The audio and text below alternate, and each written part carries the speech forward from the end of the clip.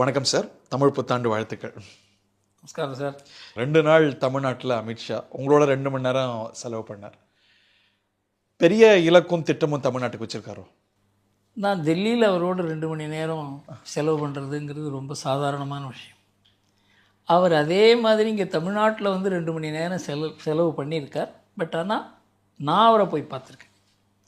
இந்த முறை அவர் என் வீட்டுக்கு வரணும்னு நினச்சி வந்தார். அவர் சாயங்காலம் தான் வரதா இருந்தது. அவர் 4:30 மணிக்கு வந்துட்டு 5:30 மணிக்கு அப்படியே ஏர்போர்ட்டுக்கு போகிறேன்னு சொன்னார். அப்புறம் திடீர்னு மாற்றி காலையில் வரேன் அப்படின்னு சொன்னார். காலையில் வந்தால் எங்கள் வீட்டில் சாப்பிடுங்க அப்படின்னு சொன்னார். அதனால தான் அந்த 2 மணி நேரம் ஆச்சு. இது சாதாரணமாக எங்களுக்குள்ள நண்பர்களுக்கு இருக்கக்கூடிய ஒரு பழக்கம். இதுக்கு அரசியல் மகத்துவம் வந்ததுக்கு காரணம் அன்றைக்கி வந்து கூட்டணி பாஜக அண்ணாமலை கூட்டணி இதெல்லாம் வந்ததுனால அதுக்கு ஒரு பெரிய ஒரு அரசியல் முக்கியத்துவம் ஏற்பட்டது. அமித்ஷாவுக்கு தமிழ்நாடு ஹை ஆன் ப்ரையாரிட்டியா ஒரு medium level on priority? High on priority. இந்த விஜயம் அதை தான் காட்டுதோ? இந்த விஜயத்தில் அவர் வந்து இந்த அலையன்ஸ் செய்ய வேண்டும்ங்கிறதுல ஒரு தீவிரம் காட்டியிருக்கார். இவங்க அங்கே போனது, அதுக்கப்புறம் வந்து எடப்பாடி வந்து அலையன்ஸ் இருக்கா இல்லையா அப்படிங்கிறது தெளிவுபடுத்தாது இருந்த நிலைமையில் சரி இதை முடிச்சிடணும், இதில் வந்து கேள்விக்குறி இருக்கக்கூடாதுங்கிறதுக்காக தான் அவர் வந்து இங்கே வந்தாருங்கிறது என்னுடைய அனுமானம். என்கிட்ட அவர் வந்து தமிழ்நாட்டினுடைய அரசியல் பற்றி மாத்திரம் பேசல. நாங்கள் எப்போ பார்த்தாலும் பல விஷயங்கள் பேசுவோம். அது தமிழ்நாட்டினுடைய அரசியலை பற்றியும் பேசினோம். அவருடைய நிலைப்பாடை எனக்கு வெளிப்படுத்தினார். அதில் எனக்கு புரிந்தது என்னவென்றால், திமுகவினுடைய போக்கு இருக்கிறத, கருணாநிதிக்கு பிறகு திமுகவினுடைய போக்கில் ஒரு தெளிவில்லாத மாத்திரம் இல்லாத ஒரு அராஜகம் இருக்கிறது. சிந்தனையில், செயலில், அரசியலில், மத்திய அரசு நோக்குவதில், இதில் எல்லாத்துலேயுமே ஒரு அராஜகமான போக்கை பார்க்குறோம். இது நல்லதில்லை, தமிழ்நாட்டுக்கும் நல்லதில்லை, நாட்டுக்கும் நல்லதில்லை. அவங்க அதில் டிஸ்டர்ப் ஆகிருக்காங்களோ? டிஸ்டர்ப் ஆகலை, இதை மாற்ற முடியும்னு நினைக்கிறாங்க. இது டிஸ்டர்பன்ஸ் அப்படிங்கிறது, இது எப்படிடா இதை கையாள்வது அப்படிங்கிறதுல ஒரு குழப்பம் இருந்தால் தானே இதை கையாள முடியுங்கிற அவங்களுக்கு நம்பிக்கை இருக்குது. ஒன்று தலைமையினுடைய வலிமை இருக்கணும், இல்லை சித்தாந்தத்தினுடைய வலிமை இருக்கணும். இது ரெண்டுமே தமிழ்நாட்டில் குறைந்து விட்டது. அதனால் தமிழ்நாட்டில் இன்றைக்கு இடைவெளி அப்படிங்கிறது சித்தாந்தபூர்வமாகவும் இருக்கிறது, தலைமையிலையும் இருக்கிறது. இது ஒரு தனி வாய்ப்பு. ஏதாவது ஒரு தீர்க்க தரிசனம் உள்ள ஒரு கட்சி, உறுதி இருக்கிற ஒரு கட்சி, தெளிவு இருக்கிற ஒரு கட்சி, இன்னும் 5 வருஷத்தில் 10 வருஷத்தில் நாம் இதை செய்ய வேண்டும் என்று நினைக்கிற ஒரு தேசிய கட்சிக்கு வாய்ப்பு இருக்குது. 1989 இந்த நிலை ஏற்பட்டது. அதிமுக உடைந்த பிறகு சோ வந்து ரொம்ப ராஜீவ்காந்தி கிட்ட பேசி இதுதான் சரியான சமயம் தமிழ்நாட்டில் காங்கிரஸ் வரத்துக்குன்னு சொல்லி பெரிய முயற்சி பண்ணாங்க. மூப்பனாரை முதல்வர்னு ப்ரொஜெக்ட் பண்ணி 89 எலெக்ஷனில் 20% ஓட்டு வாங்கினாங்க காங்கிரஸ். ஜெயலலிதா 21,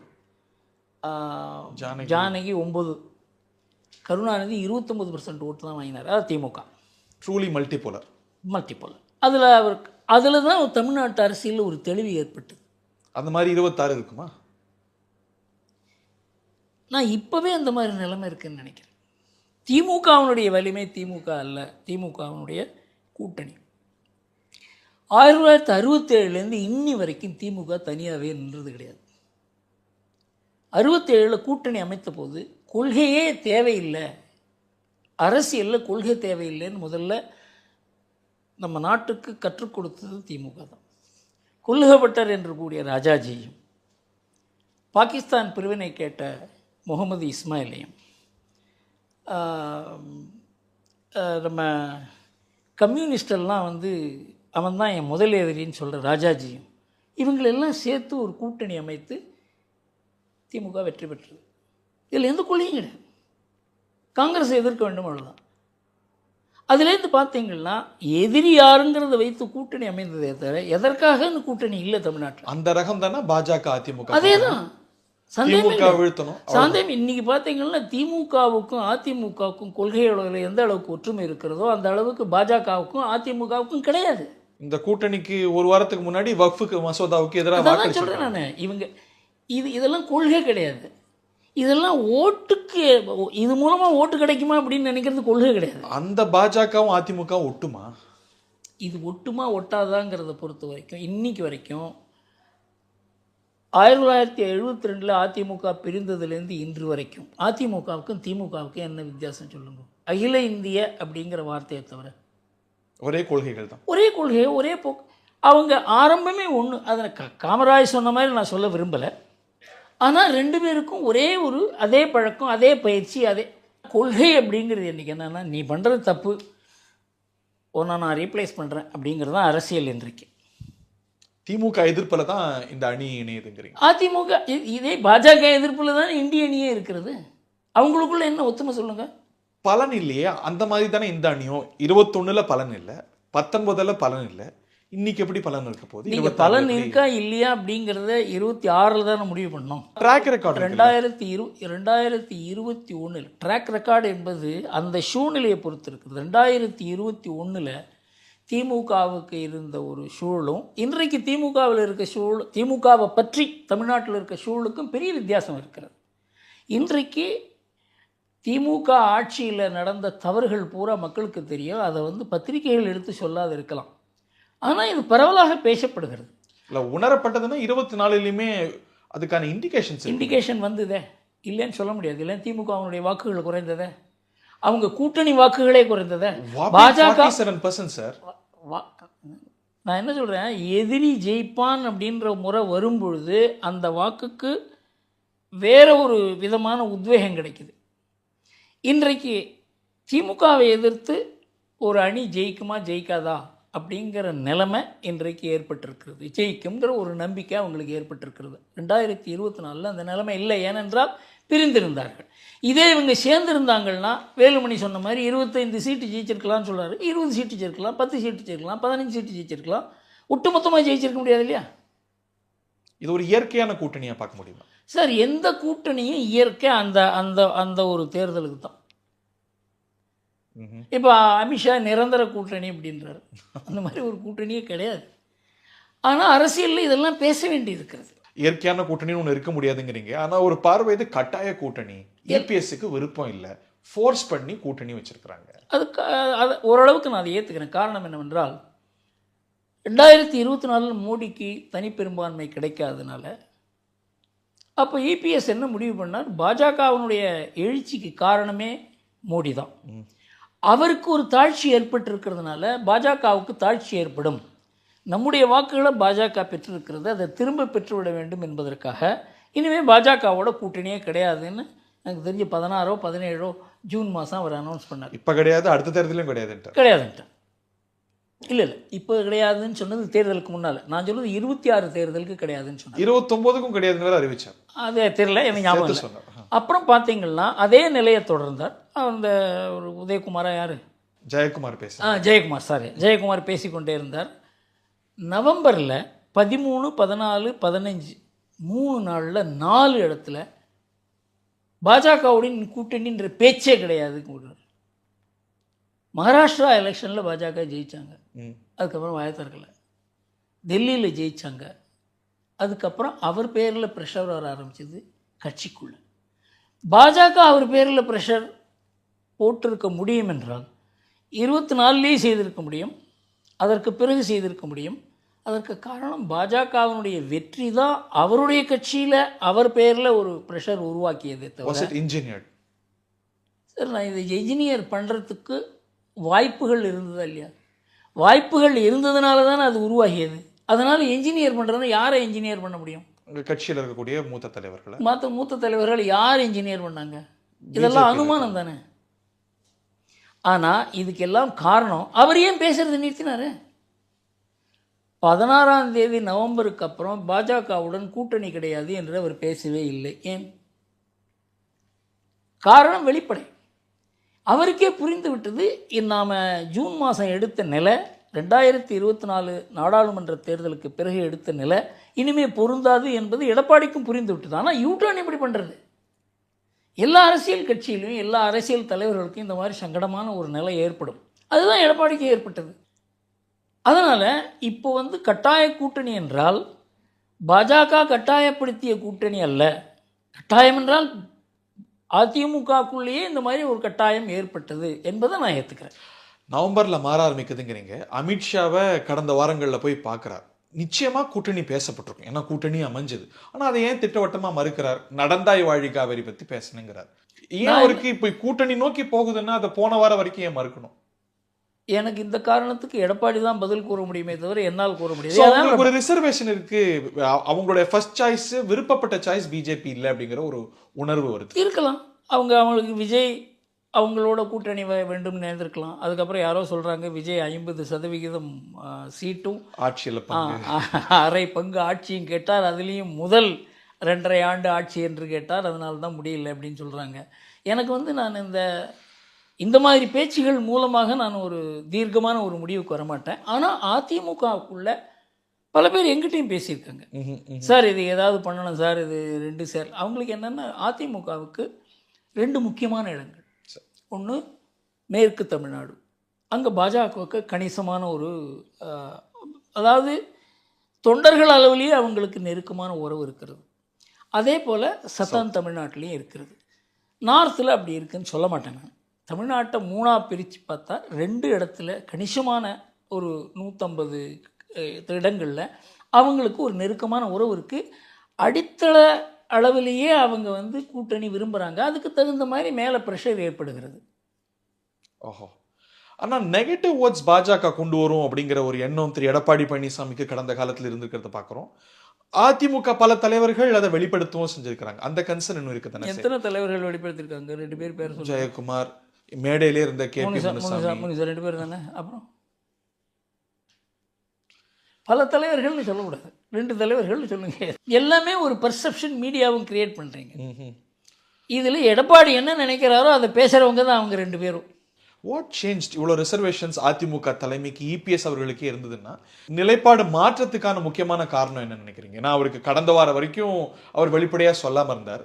பிஜேபி கூறியிருக்கலாம், இந்த தேதிக்குள்ளே நீங்கள் சொல்லுங்கள், இல்லைன்னா நாங்கள் வேறு வழியாக பார்க்குறோம் அப்படின்னு சொல்லியிருக்கலாம். தனியாக போகிற மாதிரி இருக்கலாம். அவங்களுடைய தமிழ்நாட்டை பொறுத்தவரையிலும் அவங்களுடைய ஸ்ட்ராட்டஜியை மாற்றிக்கொண்டு நினைக்கலாம், தனியாக நிற்கிறது நினைக்கலாம். வேறு வழின்னா அதிமுக உடைக்கிறது கூட ஒரு வழின்னு யூகிக்கப்பட்டது. இல்லை, பிஜேபி தனியாக நிற்பது என்றால் அதற்குண்டான விளைவுகள் எல்லா கட்சியிலையும் வரும். ஆனால் பிஜேபி தனியாக நிற்பதன் மூலமாக திமுக மறுபடியும் ஆட்சிக்கு வரும் அப்படிங்கிற கவலை பிஜேபிக்கு இருந்தது.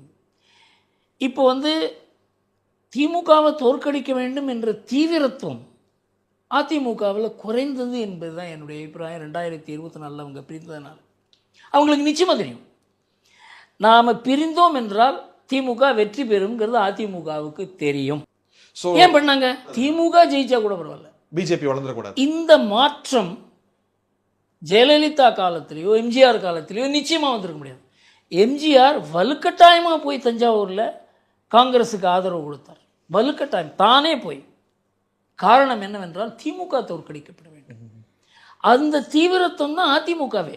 திமுக எதிர்ப்பு என்றைக்கு குறைகிறதோ அன்றைக்கு AIADMK மங்கும்.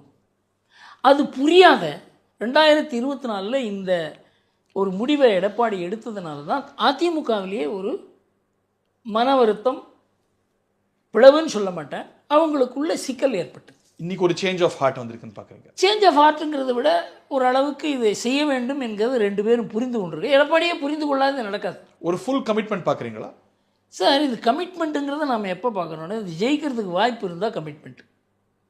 How bright are the prospects? என்னை பொறுத்தவரையிலும் ப்ராஸ்பெக்ட் அதிகமாக இருக்கிறது என்று தான் நினைக்கிறேன். அதாவது திமுக எதிர்ப்பு வாக்குகள் அதிகமாக இருக்கிறது. அதை யார் ஷேர் பண்ண போகிறாங்கங்கிறது தான் முக்கியம். ஒரு ஹை ஹேண்டட்னஸ் இருந்தது பிஜேபி கிட்ட அதிமுகவை கொண்டு வர அப்படிங்கிற விமர்சனம் வைக்கப்பட்டது. சார், விமர்சனம் வைக்கப்பட்டது, நான் ஏதாவது அனுமானம் விமர்சனத்தை பற்றி நான் பேச போகிறதில்லை. அதுக்கு ஏதாவது ஆதாரம் இருக்கிறதா? இந்த அறிவிப்பு வருது, அமித்ஷா மட்டுமே பேசுகிறாரு, இந்த கூட்டணிக்கு தலைமைன்னு EPS சொல்கிறார்.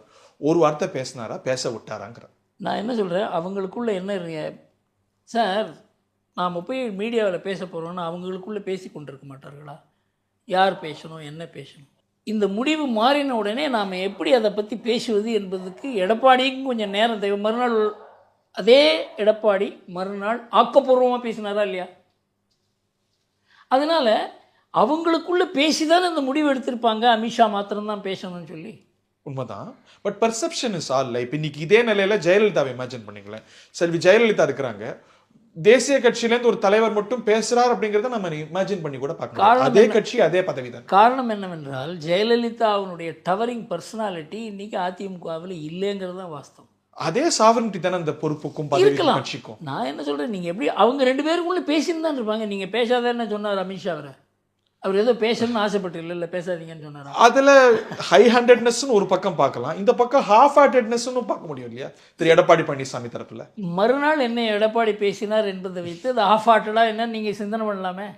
கூட்டணிகள் தேர்தல் நெருக்கத்தில் தான் உருவாகும். திரு எடப்பாடியும் கூட கடந்த வாரம் சொன்னது எங்க தேர்தலுக்கு 6 மாசத்துக்கு முன்னாடி பார்த்துக்கலாங்க அப்படின்னு. ஆனா இவ்வளவு சீக்கிரமாக இந்த அலையன்ஸை இந்த அணியை ஸ்டிச் பண்றதுக்கான காரணம் என்ன? அதுதான் அமித்ஷாவுடைய திறமை. நீங்கள் டிசைட் பண்ணுறதுன்னு எப்போ பண்ணுங்க அப்படின்னு சொல்கிறாங்க. ஏன் அவங்க இல்லைன்னா பிஜேபி தனியாக ஒரு ஆண்டு நாங்கள் ப்ரிப்பேர் பண்ணுவோம். நாங்கள் தனியாக போவது என்றால் நாங்கள் 12% ஓட்டு இருக்குது, நாங்கள் 24% போகிறோம், தோப்போம். ஆனால் எங்கள் கட்சி வளரும் இல்லையா? அந்த ஆப்ஷன், அதாவது பாஜகவுக்கு தான் வளர்வதா திமுகவை தோக்கடிப்பதா, இது 2 தான் அவங்களுக்கு சாய்ஸ். அதிமுகவுக்கு சாய்ஸ் நாம் யாரோட சேர்ந்தா திமுகவை தோக்கடிக்க முடியும். அதில் அவங்களுக்கு விஜய் கிடைக்கல, அதனால பாஜக தான். அது பாஜக சொல்கிறாங்க வச்சுக்க, சட்டுன்னு முடிவு பண்ணுங்க. விஜய் கிடைக்காதனால பாஜகவா? சந்தேகமே கிடையாது. விஜய் கிடைச்சிருந்தா பாஜக கிட்ட ஏன் வந்திருக்க போகிறாங்க? ஸோ ஃபர்ஸ்ட் சாய்ஸ் விஜய் தான் இருந்திருக்கும். அப்படி தான் இருந்திருக்குன்னு தோன்றுறது எனக்கு. அதாவது எனக்கு ஒரு ஆதாரம் கிடையாது, அதனால் அப்படி தோன்றுகிறது. ஏனென்றால் விஜய் திமுகவை தாக்கினார், அதிமுகவை தாக்கவில்லை. அதுக்கப்புறம் அதிமுகவோட பேச்சுவார்த்தை நடக்கிறது என்றதெல்லாம் நமக்கு செய்தி வந்தது, தனிப்பட்ட முறையிலையும் வந்தது. அதனால ஏதோ நடக்கிறதுன்றதை மாத்திரம் அது இன்னும் நேச்சுரல் அலையன்ஸாக இருந்திருக்குமோ விஜய் அதிமுக? எதுவுமே நேச்சுரல் அலையன்ஸ் இருந்திருக்க முடியாது. காரணம் என்றால் விஜய்க்கு 80 சீட்டு 90 சீட்டு கொடுத்திருந்தால் அதிமுகவுக்குள்ள பல பேருக்கு வேலையே இருந்திருக்காது. இப்போ விஜய் முதல்ல டெப்டி சீஃப் மினிஸ்டர்னு பேசினாங்க அவரை பற்றி. அவருக்கு 90 சீட்டு டெப்டி சீஃப் மினிஸ்டர் தான். வேலுமணிக்கு என்ன வேலை? தங்கமணிக்கு என்ன வேலை? டிமாண்ட் இம்ப்ராக்டிக்கலாக இருந்ததோ ஒருத்தர். அதாவது எடப்பாடியினுடைய பவருக்கே பங்கம் வந்துவிடும்.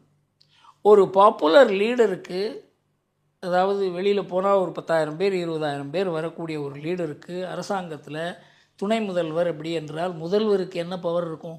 இவருக்கு கூட்டத்தை கூட்டணும், அவருக்கு கூட்டம் கூடும். அதனால் அது நேச்சுரல் என்று கூறுவதற்கும் எந்த அளவுக்கு வாய்ப்பு இருக்கிறதோ அந்நேச்சுரல் என்று கூறுவதற்கும் வாய்ப்பு இருக்குது. சந்திரபாபு நாயுடு பவன் கல்யாண் வண்டி ஓடுது நல்லா. அதற்கு ஒரு காரணம் என்னவென்றால், பவன் கல்யாணுக்கு இன்றைக்கும் லிமிட்டடாக அவருடைய அரசியல் இப்படி இருக்க வேண்டும் என்று அவர் வரையறுத்து கொண்டிருக்கிறார். அவர் தான் முதல்வராக வேண்டும், தான் அவரை விஞ்ச வேண்டும் என்று நினைத்தால் அதுவும் அதே நிலை தான் வரும். அவர் இன்னைக்கும் சந்திரபாபு நாயுடு தான் தொடரணும்னு பேசுறார். உண்மைதான், தட் இஸ் ட்ரூ. ஏற்கனவே இந்த அணியில் இருக்கக்கூடிய கட்சிகள் தொடருமா? டிடிவி என்னவார், ஓபிஎஸ் என்னவார், இந்த அணியை நம்பி இருக்கிறவங்களாச்சு. என்னை பொறுத்த வரைக்கும் என்ன அப்படின்னா, இது இப்போ தான் இது பிள்ளையார் சொல்லி போட்டிருக்காங்க. இதுக்கப்புறம் அவங்க பேசுவாங்க. இப்போ பல பேர் கேட்குறாங்க, ஓபிஎஸ்ஸை பொறுத்தவரையிலும் பாஜக என்ன பண்ணும் அப்படின்னு கேட்குறாங்க. என்னை பொறுத்தவரையிலும் அந்த கேள்வி அதிமுகவுக்குள்ளேயே இருக்குது. எந்த கேள்வி? எல்லாரும் இணையணும்னு சொல்கிறாங்க. அதிமுகவுக்குள்ளேயே இன்றைக்கு எல்லோரும் இணைய வேண்டும் என்று கூறுவது அதிமுகவுக்குள்ள இந்த குரல் இருக்கிறது. மேபி அந்த குரல் வலுக்கலாம். எடப்பாடி அதுக்கு ஒரு இசையலாம், அதுக்கு பாஜக உதவலாம். இந்த மாதிரி நிலைமை அதுக்கு நேரம் வேணும். அந்த லெவரேஜ் போயிடுச்சு இல்லை? லெவரேஜ் அப்படிங்கிறது கமிட் பண்ணியாச்சு, உங்கள் கட்சி பிரச்சனைன்னு சொல்லியாச்சு, அவர் வேண்டாம் இவர் வேண்டான்னு இவர் முடிவு எடுத்துட்டார். நிச்சயமாக அப்படி தான் பண்ணுவாங்க. ஏன்னா உங்கள் கட்சியில் நாங்கள் தலையிடுவோம்னு ஒருத்தர் சொல்லுவாங்க. ஆனால் கட்சியில் தலையிட மாட்டேன்னு தான் சொல்லுவாங்க. ஆனால் இதை பண்ணுறது நல்லதுன்னு அட்வைஸ் கொடுக்குறதுல தப்பு கிடையாது. 21லேயே இன்னும் கேட்டால் அப்படி தான் பண்ணணும். இல்லை 21லேயே கொடுத்தாங்க, கேட்கல, இன்னைக்கு எப்படி கேட்க போகிறார்? நான் என்ன சொல்கிறேன், இன்று 21ல் இருந்த எடப்பாடி 24ல் இல்லை, 26ல் இருக்க முடியாது. பாஜக கூட்டணின்னு வச்சு 18% வாக்குகள் பெற்ற பிறகு அதிமுகவினுடைய நிலை முக்கியமான எதிர்க்கட்சி என்பதையாவது தக்க வைத்துக் கொள்ள வேண்டும் என்ற நிலை. அவர் சொன்னார், நாங்கள் தான் முக்கியமான எதிர்க்கட்சி அப்படின்னு சொன்னார். நான் துக்ளக்கில் எழுதியிருந்த எதிர்க்கட்சிக்கு தான் போட்டியிடுகிறாரே தவிர ஆளுங்கட்சிக்கு போட்டியிடுகிற திறன் அதிமுகவுக்கு குறைந்து விட்டது. அதனால் அதிமுகவுக்கும் பாஜகவோடையோ யாரோடையோ சேர வேண்டும் என்கிற ஒரு கட்டாயம் இன்றைக்கு.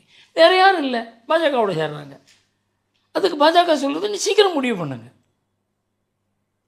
பட் இன்னைக்கு வீட்டோ அதிகாரம் அவர்கிட்ட இருக்குல்ல. ஓபிஎஸ் இந்த அணியில இருக்கணுமா, டிடிவி இருக்கணுமா அப்படிங்கிற வீட்டோ அவர் தானே வச்சிருக்காரு. சார், வீட்டோவின் மூலமாக எந்த காரியமும் நடக்க போகிறதில்ல. இந்த வீட்டோ மூலமாக நமக்கு நஷ்டம் வருமா லாபம் வருமானதை பார்த்து தான் வீட்டோ ஒருத்தர் அந்த வீட்டோ அதிகாரத்தை பயன்படுத்துவாங்களே தவிர, இப்போ சவுத்தில் 20 இடங்களில் நமக்கு அடிபடும்னு வச்சுக்கோங்க. அதாவது நான் 2021 எலெக்ஷனில் சசிகலா அரசியலை விட்டு போகணும்னு கடிதம் கொடுத்த பிறகு அதற்கு ரொம்ப அதிகமாக உதவியது 2 பேர். பூமாலைன்னு ஒரு அதிமுக தலைவரும், நம்ம தினகரனும். இந்த இடத்துல தான் எல்லாம் முடிவாச்சு. அந்த அம்மா லெட்டர் கொடுத்தாங்க. அதுக்கப்புறம் நான் அமித்ஷா போய் எடப்பாடியை பார்த்து பேசுன்னு சொன்னாங்க. எடப்பாடியை நான் பார்த்து பேசினேன். நம்ம ஜெயிக்கிறேங்க, அவங்களுக்கு எதுக்குங்க 10 சீட்டு கொடுக்கணும் அப்படின்னு கேட்டாங்க. 10 சீட்டு அவங்க இடமா கேட்கல, அவங்க கட்சி கேட்கல, அவங்க ஆட்களில் 10 பேருக்கு நீங்களாக தேர்ந்தெடுத்து சீட்டு கொடுங்கன்னு சொல்கிறாங்க. அப்போ தான் எனக்கு என்ன தோன்றுகிறது என்றால், திமுகவுக்கு பெரும்பான்மை வராது, கூட்டணி ஆட்சி திமுகவுக்கு வரும், நீங்கள் ஜெயிக்க மாட்டீங்கன்னு சொன்னாங்க. நாங்கள் ஜெயிக்கிறோங்க, திமுக ஜெயிக்காதுங்க. கிடையாது, 2006 தேர்தல் மாதிரி வரும். திமுகவுக்கு தனிப்பெரும்பான்மை கிடைக்கவில்லை என்றால் திமுகவால் ஆட்சி செய்ய முடியாது. அந்த நிலைக்கு திமுகவை கொண்டு வருவதற்கு நீங்கள் இந்த 10 சீட்டு கொடுக்குறது தான் சரின்னு சொன்னேன். முடியாது அப்படின்னு சொன்னார். 23 சீட்டு போயிடுது. அந்த 23 சீட்டு அதிமுகவோட சேருங்க, 67லேருந்து 90. அந்த 23 நீங்கள் திமுக சீட்டில் குறைங்க, அது எல்லாமே திமுக சீட்டு. திமுகவுக்கு தனிப்பெரும்பான்மை கிடைத்திருக்காது. தமிழ்நாட்டுடைய அரசியலே மாறி இருக்கும். கூட்டணி ஆட்சி வந்திருக்குங்கிறீங்களா? 21லேயே கூட்டணி ஆட்சியை நடத்துவதுங்கிறது கருணாநிதிக்கே தெரியும், தன்னால் நடத்த முடியாது. அதனால தான் கூட்டணி ஆட்சி கிடையாதுன்னு சொன்னார். இல்லை, அவர் எடுத்த முடிவு வெறும் அரித்மெட்டிக் ரியாலிட்டின் அடிப்படையில் இல்லை. இதில் நிறைய பர்சனல் ஆங்கிள்ஸ் இருக்கு. நான் என்ன சொல்கிறேன், பர்சனல் ஆங்கிள் எதாக இருந்தாலும் அது ஒரு பாடம் இல்லையா? பட் அது 24ல் மாறு. 24ல் அவர் முடிவு பண்ணிட்டார, திமுக ஜெயிக்கணும்னே முடிவு பண்ணிட்டார. திமுக ஜெயிக்க வேண்டும் என்று இவர் எடப்பாடி முடிவு செய்ததுனால தான் அவர் பாஜக கிட்டேருந்து பிரிந்தார். ஜெயிச்சுட்டு போட்டவங்க சசிகலா, ஓபிஎஸ், டிடிவி, அதில் இன்னமும் ஒரு உறுதியாக தானே இருக்கு சார். உறுதி அப்படிங்கிறது என்ன சொல்கிறேன் அப்படின்னாக்கா, கடைசியில் தேர்தல் நேரம் வரும்பொழுது அவங்கள சேர்த்தா தான் நமக்கு 20 சீட்டு வரும் அப்படின்னு சொன்னால் அவருடைய மனநிலை அந்த உறுதியே மாறலாமே. அதனால இந்த வீட்டோ உறுதி எல்லாம் அந்த தேர்தல் சமயத்தில் என்ன நடக்க போகுதுங்கிறத பொறுத்து தான் இருக்குது. அதுவும் கட்சிக்குள்ளேயும் ப்ரெஷர் இருக்கும். அவங்க நலனை பிஜேபி பாதுகாக்குமா? அவங்க கூட பிரயாணிச்சிருக்காங்க. நலனை பாதுகாக்கிறது அப்படின்னு சொல்கிறத இவங்க நிச்சயமாக அவங்கள இவங்க ப்ராக்டிக்கலாக இருக்க மாட்டாங்க அப்படின்னு வரும்பொழுது பிஜேபியும் ஒரு ரோல் ப்ளே பண்ணுவாங்க. அது மாதிரி பண்ணாதீங்கன்னு சொல்லுவாங்க. யாரும் கையை முறுக்க முடியாது சார். ஆனால் ஒருத்தர் சொல்வதை இக்னோரும் பண்ண முடியாது. பட் இல்லைங்க, நாங்கள் உங்களோட கூட்டணி, இதை இன்சிஸ்ட் பண்ணாதீங்கன்னு கேட்டு தானே ஆகணும். சரி, நான் சொல்கிறேன், அந்த நிலைமையில அதிமுக இருக்குமாங்கிறது எனக்கு ஒரு கேள்விக்குறிங்கிறேன். அதாவது அந்த அளவுக்கு வலுவான ஒரு உறுதியான நிலை அதிமுகவினுடைய தலைமைக்கு இருக்குமாங்கிறது ஒரு கேள்விக்குறி. கூட ஏன்னா அவங்க என்ன சொல்லுவாங்க, கீழே நிற்கிறவங்க நான் ஜெயிக்கணும்னா இது வேணும்னு சொல்லுவோம். அப்போ என்ன பண்ணுவீங்க? ஓபிஎஸ் நின்று 3 லட்சம் ஓட்டு வாங்கினாரா இல்லையா ராமநாதபுரத்தில்? ஸோ அதை ஃபேக்டர் பண்ணணும் அப்படின்னு நினைப்பாங்க. அரசியலில் அல்டிமேட்டாக என்ன வரும்னாக்க எப்படி ஜெயிக்கிறதுங்கிறத வச்சு தான் பார்ப்பாங்க. 24ல் எடப்பாடி எடுத்த முடிவு தோத்தா பரவாயில்லைங்கிறது. அந்த முடிவை நீங்கள் 26ல் அப்ளை பண்ண முடியாது. பட் கூட பிரயாணித்தவங்க, நம்ம கூட இருக்கிறவங்க அப்படிங்கிற அடிப்படையில் திரு டிடிவி, திரு ஓபிஎஸ் இவங்களோட இன்ட்ரெஸ்ட்டை பிஜேபி நிச்சயமாக இதை பற்றி பிஜேபி பேசுவாங்கங்கிறது சந்தேகம் கிடையாது. ஆனால் தலையிட்டு நீங்கள் இதை பண்ணலைன்னா நாங்கள் இதை பண்ணுவோம் அப்படின்னு சொல்கிறது தான் தலையீடு. திரு அமித்ஷாவுடைய டோன் கைவிட்ட மாதிரியான ஒரு டோன். இது அவங்க கட்சி பிரச்சனைங்க என்ன சொன்ன நிச்சயமாக அப்படி தானே சொல்லுவாங்க. சொல்லும் போது அப்படி தானே சொல்லுவாங்கங்கிறேன். சொல்கிறது அப்படி தான் சொல்லுவாங்க. ஆனால் அட்வைஸ் கொடுக்குறது வேறு மாதிரி இருக்கு. நான் சொல்லிட்டேங்க, 4 பேர் நீங்கள் இந்த முடிவு எடுத்ததால் என்னால் எடுத்த முடிவாக இருக்கக்கூடாது. ஆனால் நீங்கள் இது பண்ணுறது தான் சரின்னு சொல்கிறது தவறே கிடையாது. பட் ஆனால் அதுதான் சரி. 26ல் டியூசி எல்லாரும் சேர்ந்து பிரயாணிக்கக்கூடிய ஒரு பெரிய அணியாக தான் பார்க்குறீங்களா?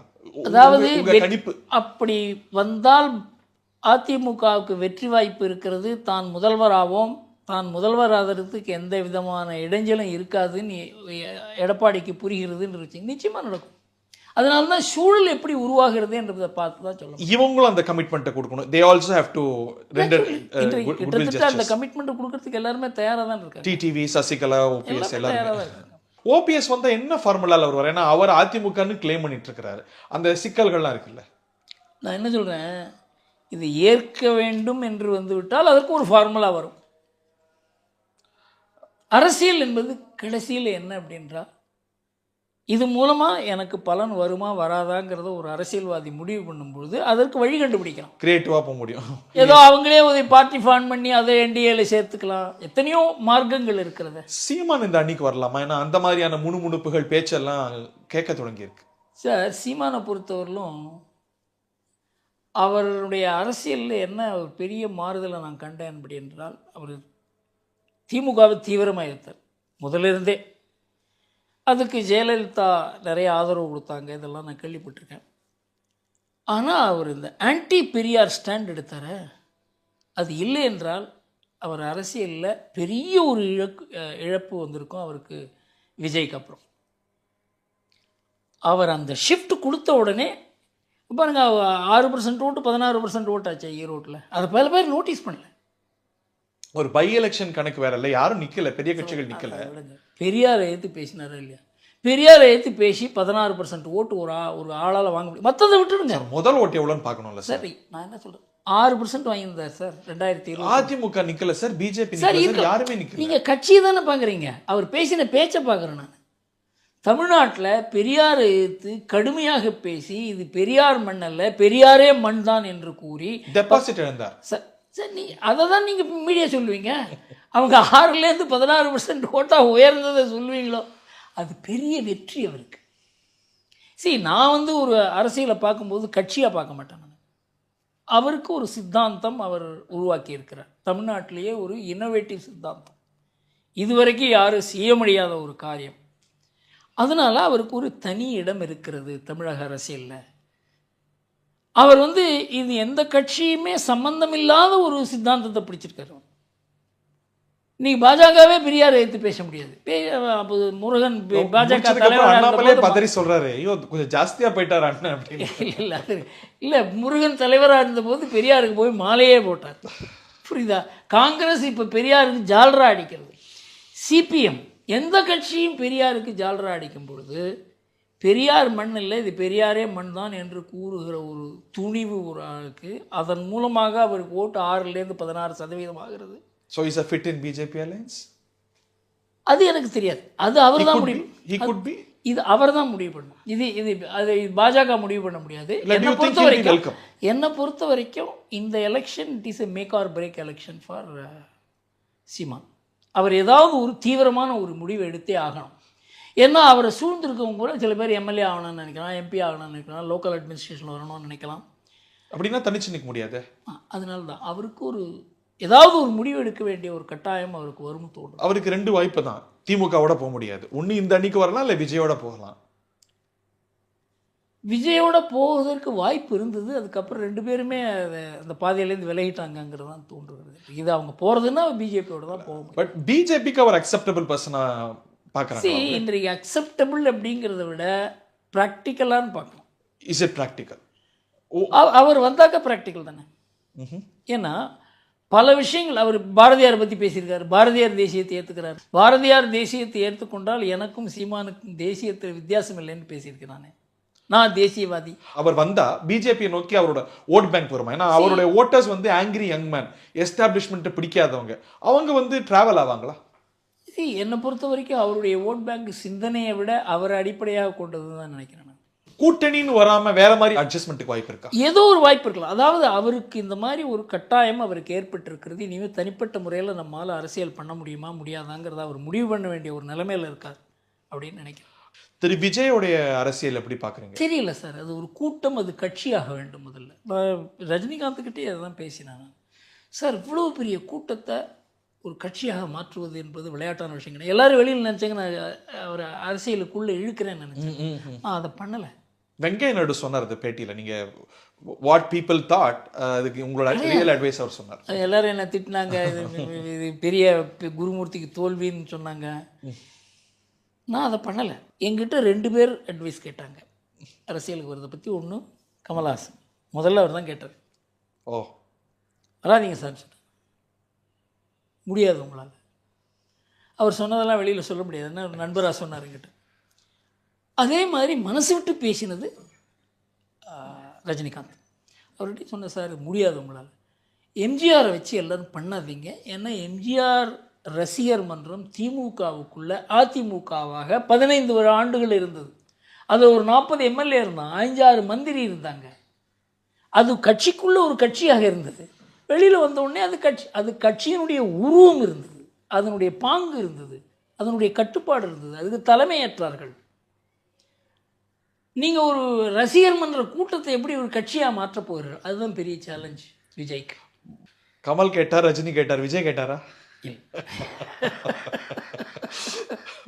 விஜய் கேட்டிருந்தாலும் நான் தான் சொல்லிப்பேன், சார் இதெல்லாம் தீவிரமாக போகாதீங்க, இது மூலமாக பெரிய கஷ்டம்தான் வரும் உங்களுக்கு. பட் ரஜினி அரசியலும் விஜய் அரசியலையும் எப்படி நீங்கள் கம்பேர் அண்ட் கான்ட்ராஸ்ட் பண்ணுவீங்க? சார் ரஜினி அரசியலில் அவர் ஆன்மீக அரசியல் இருந்தது தெளிவாக இருந்தார். விஜய்க்கு என்ன தெளிவு? இவரும் பெரியாரை பற்றி சொல்கிறார், இவரும் அண்ணாவை பற்றி சொல்கிறார், இவரும் கார்ல் மார்க்ஸை பற்றி சொல்கிறார். இது என்ன பெரிய வித்தியாசம் தெரியல. பாமக அரசியலுக்கு இதுக்கு நீங்கள் பாமகவில் இருக்க சின்னத்தெல்லாம் பார்த்து விஜய் பார்த்தீங்கன்னா ரெண்டும் ஒன்றா தான் இருக்குது. ஒரு நியோ ஏடிஎம்கேவா எமர்ஜ் ஆகணும்னு பார்க்குறாரு, ஒரு சென்ட்ரிஸ்ட் ஃபோர்ஸ், ஒரு ஆன்டி டிஎம்கே ஃபோர்ஸ். சார் இதெல்லாம் பர்செப்ஷன் கிரியேட் பண்ணலாமே தவிர ஆர்கனைசேஷன் யார் கிரியேட் பண்ணுறது? அரசியல் கட்சிங்கிறது ஆர்கனைசேஷன், தேர்தல் மாத்திரம்.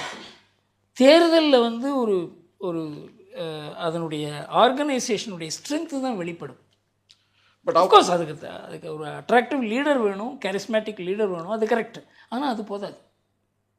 அவருக்கு ஒரு மேட் ஃபாலோயிங் இருக்குல்ல சார், ஒரு கல்ட் லைக் ஃபாலோயிங், அது ஒரு எஃபெக்டை உருவாக்கிடாதா அவர் செயல்பட ஆரம்பிக்கும் போது? ஒரு 6-8% ஓட்டு கிடைக்கும். கல்ட் ஃபாலோயிங் என்றாலே அதுக்கு லிமிட்டட் ஃபாலோயிங் தான் அர்த்தம். பெரிய அளவு கூட்டம் வரலாம். இப்போ கமல்ஹாசனுக்கு வந்த கூட்டத்தை விட எவ்வளோ கூட்டம் வந்தது? அவரே சொன்னார், ரசிகருக்கும் வாக்காளர்களுக்கும் நிறைய வித்தியாசம் இருக்குன்னு சொன்னார் இல்லையா? அதுதான் விஜய்க்கு அப்ளிகபிள் நினைக்கிறீங்க? எல்லாருக்குமே அதுதான் அப்ளிகபிள்.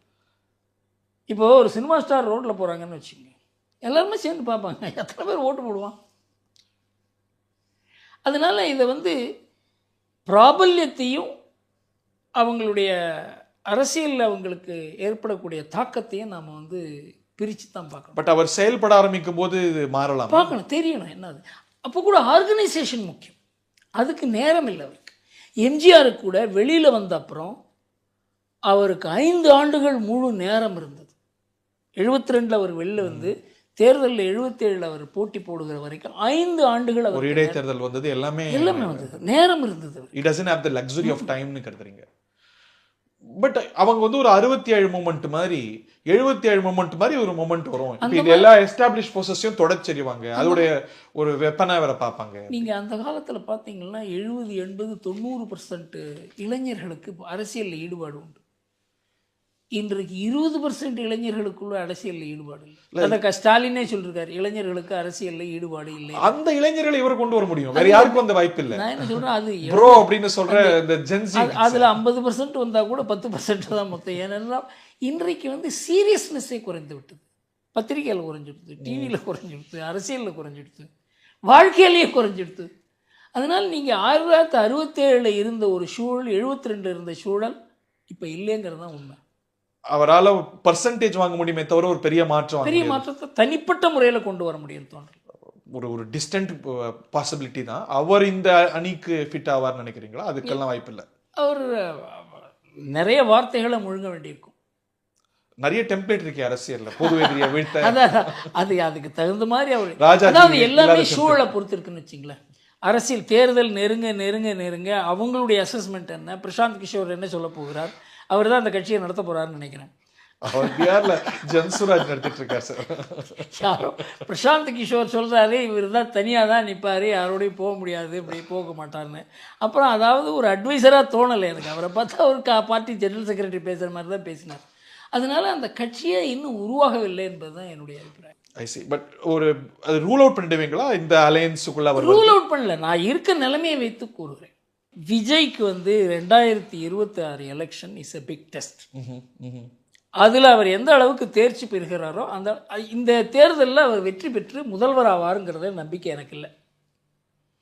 அவருக்கு ஏதோ ஒரு அந்த அவருடைய பலத்தை நாங்கள் இத்தனை இடம் 20 இடம் பிடிச்சோம், 30 இடம் பிடிச்சோம், அந்த மாதிரி ஒரு நிரூபித்தால் அவருக்கு அரசியலில் ஒரு பெரிய ஒரு வாய்ப்பு இருக்கிறது. அண்ணாமலையை பாஜக இப்படி நடத்திருச்சு. எந்த மாநிலத்திலையும் அந்த மாநில தலைவரை 2ஆம் முறையாக பாஜகவில் போடலை. தமிழ்நாட்டில் அது விதிவிலக்காக பண்ணணும் ஒன்று. ஆனால் அண்ணாமலையை போடுவதன் மூலமாக சுமூகமான ஒரு கூட்டணி உருவாகுமாங்கிற கேள்விக்குறி மாத்திரம் இருந்தது. அண்ணாமலைக்கு தமிழ்நாட்டில் மாத்திரம் அவருக்கு பாப்புலாரிட்டி இருக்குதுன்னு நினைக்கிறேன். எந்த பதவியிலும் இல்லாத ஒரு மாநில தலைவருக்கு அகில இந்திய அளவில் ஒரு பெரிய அளவுக்கு மகத்துவம் இருக்கிறது. வேற எந்த ஸ்டேட் லீடருக்கும் இல்லை. வேற எந்த ஸ்டேட் லீடருக்கும் இந்த ரீசெண்ட் டைம்ஸில் நான் பார்க்கல. இப்போ யோகினா ஒரு சீஃப் மினிஸ்டர், அந்த மாதிரி இல்லாத ஒரு கீழேந்து வேலை பண்ணி ஒரு பார்ட்டிக்கு ஒரு ஸ்தானத்தை கொடுத்து அதன் மூலமாக நாடு பூரா அவருக்கு ஒரு பெரிய கியாத்தி ஏற்பட்டிருக்குங்கிறது உண்மை. அதனால் பாஜக அவரை கீழே இறக்குவாங்க, இல்லை அவருக்கு ஒரு ரோலை குறைப்பாங்கன்னு மாத்திரம் நினைக்காதீங்க. அது பண்ண மாட்டாங்க. பட் இதை ஏடிஎம்கேவுடைய சென்டிமெண்ட்ஸை பிளக்கேட் பண்ணுறதுக்காக, அவங்கள குஷிப்படுத்துறதுக்காக பிளக்கேட் பண்ணுறதுங்கிறத விட நான் சொல்கிறேங்க, இப்போது 2 பேருக்கும் ஏராளமான ஒரு எக்ஸ்சேஞ்சஸ் நடந்திருக்கு. நீங்கள் அவரை மறுபடியும் தலைவராக போடுறதன் மூலமாக அந்த சுமூகம் இருக்காது அப்படின்னா எந்த அரசியல் கட்சி அது இல்லை. அதுவும் விதிவிலக்கு பண்ணி, அதாவது எந்த இடத்துலையுமே பண்ணாது இங்கே மாத்திரம் விதிவிலக்கு பண்ணால் அதிமுகவுக்கு நீங்கள் என்ன பண்ணால் கூட உங்களுக்கு எதனா நாங்கள் விதிவிலக்கு பண்ணி அவரை கொண்டு வருவோம் அப்படின்னு சொல்கிறதும் சரி கிடையாது. ஒரு குட்வில் ஜெஸ்டராக இருக்காது. இது அண்ணாமலையே கூட விரும்பி இருக்க மாட்டாங்கிறது. நான் அவர்கிட்ட 1.5 மணி நேரம் பேசினேன். அதாவது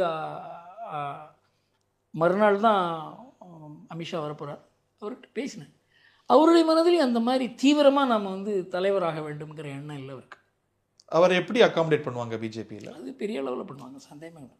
தேசிய அளவுலையா, ஆர்கனைசேஷன்லையா, அரசுலையா, எங்கே அரசில் பண்ணுவாங்கன்னு சொல்ல. அரசில் கேட்டால் வேண்டாம்னு சொல்லுவேன் நான். கேட்டால் வேண்டாம், அரசியலில் போய் அரசுக்கு போகாதீங்க. ஆர்கனைசேஷன், அவருக்கு நிறைய ஆர்கனைசேஷன் கெப்பாசிட்டி இருக்கு. அவருக்கு தேசிய அளவில் ஒரு அணித்தலைமை கொடுக்கலாமா, இல்லை ஒரு பொதுச் செயலாளர் மாதிரி மெயின்லைன் ஆர்கனைசேஷனல் ஒர்க்கில் அவர் இருப்பாருங்கிறது தான் என்னுடைய நம்பிக்கை.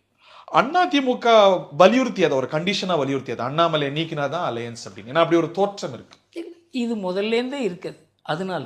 பட் ஆனால் இதை அண்ணாமலையை நீங்கள் ரிசைன் பண்ணுங்க அப்படின்னு சொல்லிட்டு பண்ணியிருந்தா இந்த நீங்கள் தோற்றம்ங்கிறது ஒரு ரியாலிட்டியாக இருக்கும். அது மாதிரி இல்லை, அவருடைய பீரியட் முடியுது. பர்செப்ஷன் இஸ் ஆல்ல பாருங்க. இப்போ அங்கே நயினார் வேட்புமனு தாக்கல் செஞ்சப்பறம் தான் எடப்பாடி வீட்டு கதவு திறந்து வெளியே வர. இல்லை, நான் என்ன சொல்கிறேன், இது அது எப்படி வேண்டாம் இருக்கலாம். ஆனால் அண்ணாமலையை அவருடைய பதவியை நீக்கி அதிமுக வந்திருந்தால் நீங்கள் கூறு, அவருடைய பதவி காலம் முடிந்து விட்டது. எந்த மாநில தலைவருக்கும் 2ஆம் முறை கொடுக்கல. அவர் 4 இடத்துல கொடுத்துருந்தாங்க, அண்ணாமலை கொடுக்கலன்னு நீங்கள் சொல்லலாம். விதிவிலக்குகள் சாத்தியம் தானே. விதிவிலக்கு பண்ணினாக்க இவங்களுக்காக தான் பண்ணாங்கங்க முறை வரும். அவரும் அட்ஜஸ்ட் பண்ணிக்க தயாராக இல்லையா? அலையன்ஸுக்கு தான் இப்போ கட்சியினுடைய கட்டுப்பாட்டுக்கு ஒத்து தான் நான் நினைப்பேன். ஒரு ஸ்டேட்மெண்ட் கொடுத்துருக்காரு.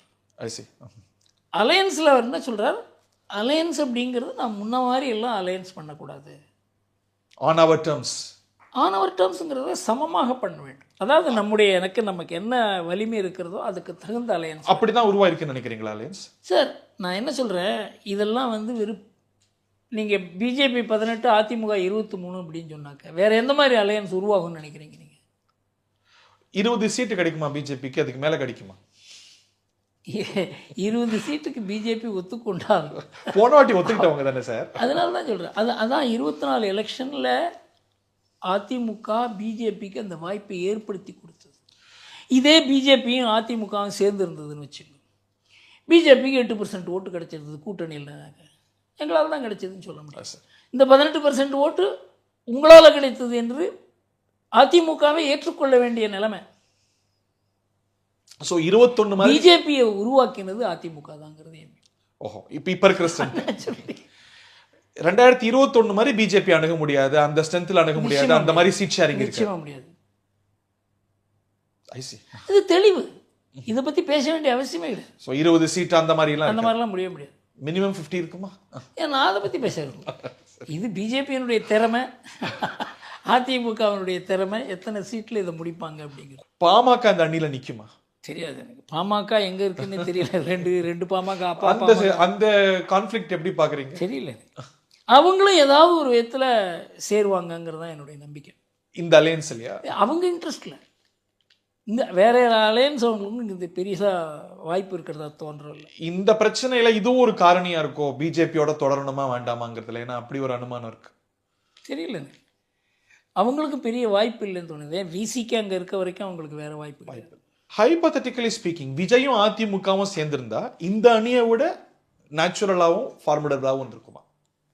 அதிமுகவுடைய ஆர்கனைசேஷன் அவங்களுக்கு பெரிய அளவுக்கு ஹெல்ப் பண்ணியிருக்கும். விஜய்க்கு நான் விஜய்க்கு அட்வைஸ் பண்ணுறதுனாக்க அதிமுகவோட போங்கன்னு சொல்லியிருக்கேன். ஏனென்றால் அதிமுகவுடைய ஆர்கனைசேஷன் ஃபார்மிடபிள், விஜய்க்கு ஆர்கனைசேஷன் கிடையாது. அதனால விஜய் அதாவது ஒரு ஆர்கனைசேஷன் அதிகமாக ஸ்ட்ராங்காக இருக்க ஒரு கட்சியோட சேருவது அவருக்கு நல்லது. அந்த வாய்ப்பை அவர் தான் தவற விட்டாரா? அது யார் பொறுப்புன்னு நினைக்கிறீங்க? அதிமுகவா விஜயா உங்க அனுமானத்தில்? அவர் தனக்கு கூட்டம் அதிகம் வருது, எடப்பாடி கூட்டம் வரலன்றதுனால தனக்கு தான் அதிகம் சீட்டு கிடைக்கணும் அவர் நினைச்சிருக்கலாம். கூட்டத்தை பார்த்து ஏமாறாதவர்களே கிடையாது. இன்ட்ரெஸ்டிங். நிகழ்ச்சியோட இறுதி பகுதிக்கு வந்துட்டோம். தமிழ்நாட்டு மக்களுக்கு நீங்க இந்த தருணத்தில் வலியுறுத்தி சொல்லக்கூடிய விஷயத்தோட நிறைவு செய்யலாம். நான் துக்ளக் ஆசிரியர். திமுகவை தோக்கடிக்கணும் அப்படிங்கிறது துக்ளக்கினுடைய டிஎன்ஏ. நாங்கள் போன எலெக்ஷன்லேயே அதான் சொன்னோம். தமிழ்நாட்டில் எல்லா விதமான சீர்கேடுகளுக்கும் முக்கியமான காரணம் திமுக.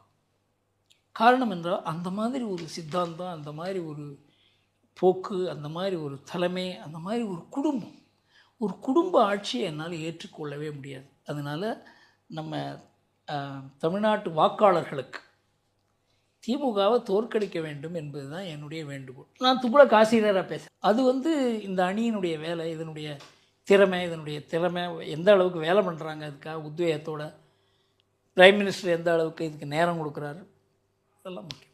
பிரைம் மினிஸ்டர் நேரம் நிச்சயமாக பாஜகவினுடைய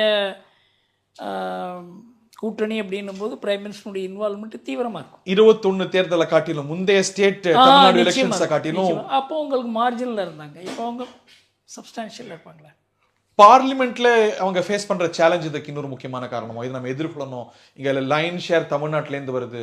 ஸோ இது 29க்கு 26 அடித்தளமாக்கணும். எல்லா விதத்துலையும் தமிழ்நாட்டினுடைய முக்கியத்துவமே, தமிழ்நாடு ஒரு பல விதத்திலையும் முக்கியமான ஸ்டேட் என்று அரசியல்லையும் முக்கியமான ஒரு ஸ்டேட். அதனால பாஜக இதுக்கு ஒரு தீவிரத்துவம் காட்டுவாங்க. Thank you very much sir. Thank you, நன்றி.